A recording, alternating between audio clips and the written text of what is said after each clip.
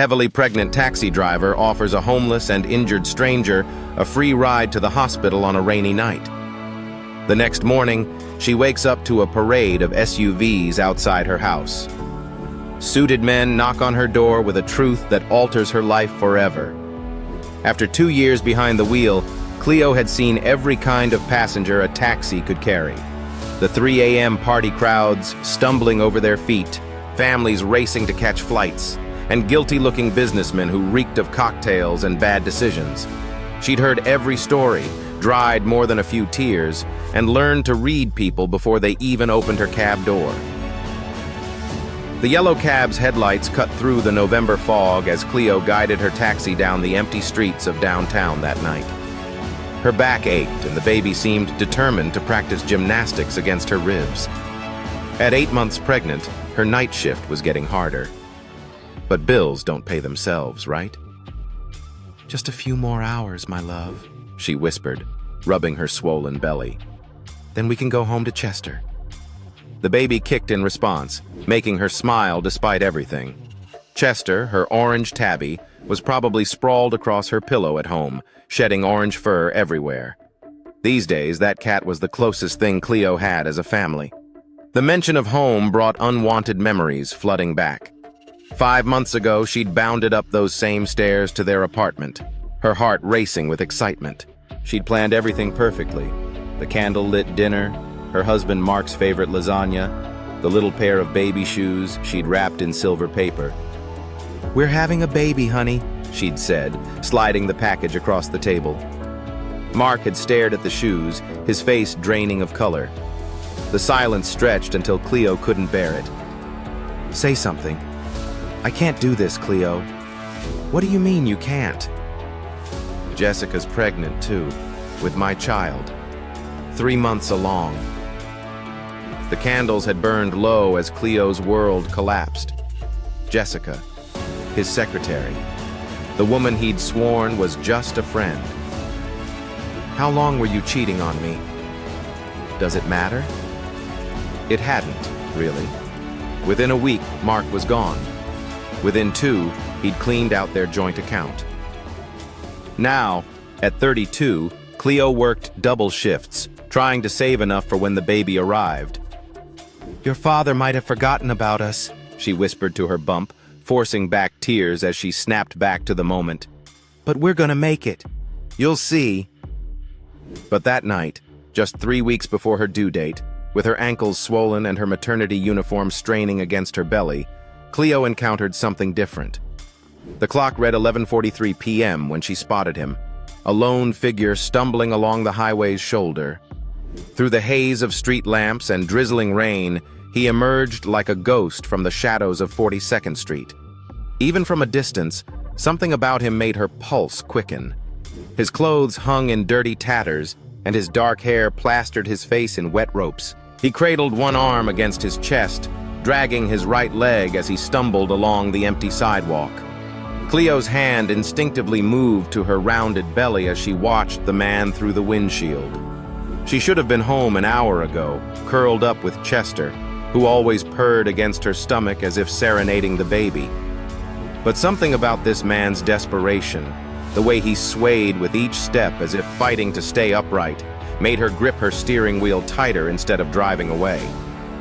In her 2 years of driving nights, Cleo had learned to spot trouble, and everything about this scene screamed danger. Through the fog, she made out more details. He was a young guy, maybe mid-20s, in what had once been expensive clothes. He clutched his right arm, and even in the dim light she could see dark crimson stains on his sleeve. His face was a mess of bruises, one eye swollen shut. A car appeared in her rearview mirror, moving fast. The man's head snapped up, terror written across his face. He tried to run but stumbled. "Don't do it, Cleo," she whispered. "Not tonight. Not when you're 8 months pregnant." But she was already pulling over. Rolling down her window just a crack, she called out, "You okay? Need help?" The stranger jerked around, his eyes wide with fear.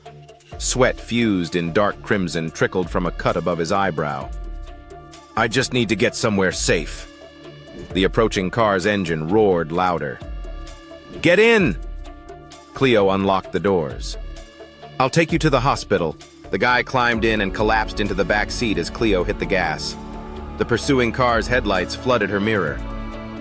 "They're still coming," he panted, ducking low. "Thank you." Most wouldn't stop. Cleo's heart hammered. "Hold on." She took a sharp right, then another, weaving through side streets she knew by heart. The car behind them kept pace. "Who are they?" she asked, taking another sharp turn that made her passenger grab the door handle. "Faster! Faster! They'll catch us!" A second set of headlights appeared ahead. They were being boxed in. "Trust me?" Cleo asked, already turning the wheel. "What?" She cut through an abandoned parking lot, scraping under a partially lowered gate. The pursuing cars couldn't follow, and the gap was barely big enough for her taxi.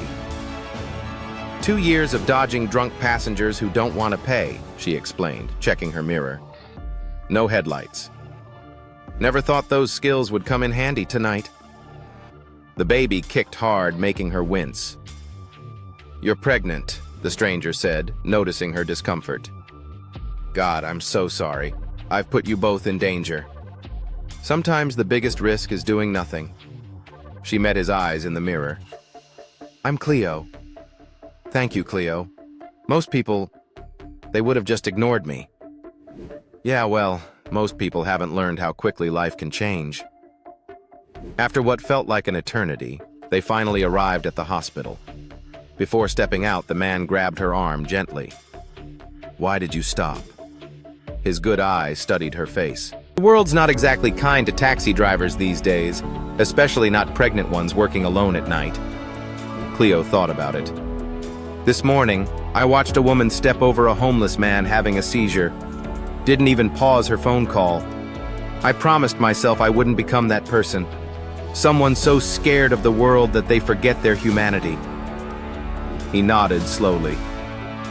"You didn't have to do this, because what you did tonight, it's beyond your understanding."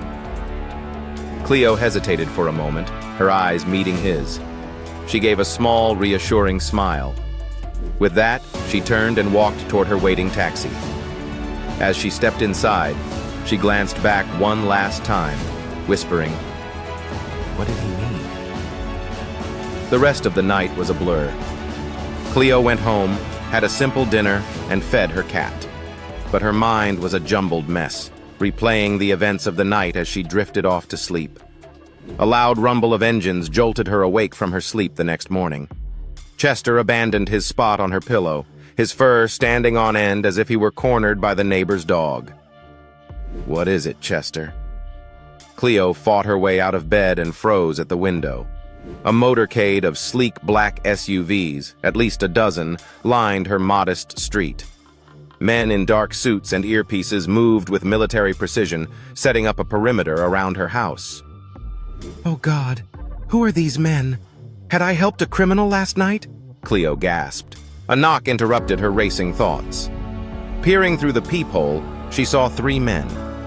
One was sharply dressed in an expensive suit, another wore an earpiece, and the third was eerily familiar. "No way," she whispered, recognizing the stranger from the previous night. Gone were the torn clothes and crimson stains, replaced by an impeccable suit that probably cost more than her monthly fare. She opened the door with trembling hands. "Ma'am!" The first man bowed slightly. "I'm James, head of security for the Atkinson family. This is Mr. Atkinson and his son Archie, whom you helped last night." The world tilted. The Atkinsons, the billionaire family whose tech empire dominated headlines. Their son had been kidnapped 3 days ago, the ransom set at $50 million, and she'd picked him up on the side of the road. "They had me for 3 days," Archie explained, perched on her worn couch while Chester sniffed his shoes. "When they moved me last night, I saw my chance to escape at the gas station. But they were close. If you hadn't stopped..."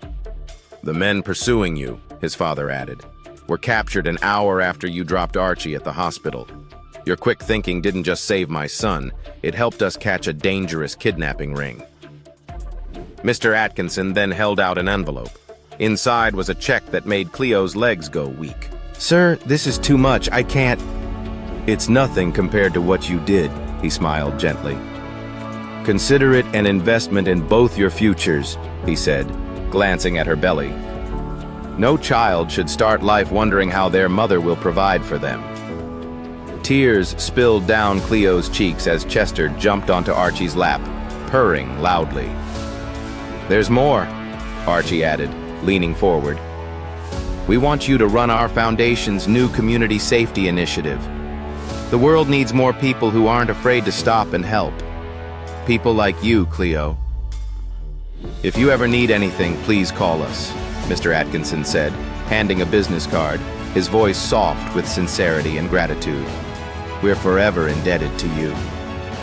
Cleo smiled, and a weak "Thank you" escaped her lips as tears of joy and relief filled her eyes. As they left, she felt the weight of the past few months lift. For the first time since Mark walked out, she allowed herself to believe things might just turn out to be okay. Cleo looked down at her belly, smiling through her tears. "Heard that, little one? Looks like Mommy's night job just got an upgrade, and we did it by just being human."